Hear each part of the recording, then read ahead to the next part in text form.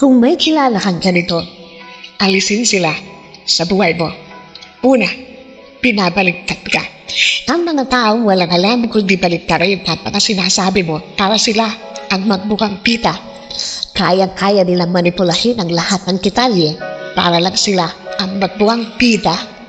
Pangalawa, ikaw ang masama. Sa pati dito ng una, tuluyan ang binaliktad ng sitwasyon.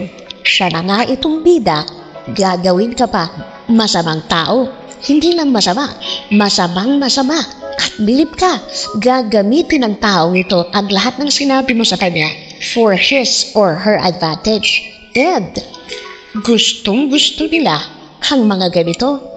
Adik na adik sila sa mga pumupurik sa kanila. In short, sila ang bidang-bida sa kwento. Pangatlo, mga sinungaling. Gagawa sila ng kwentong kasiraan. Pagkatapos kapag nagkahulihan, deny to death sila. Hindi aamin.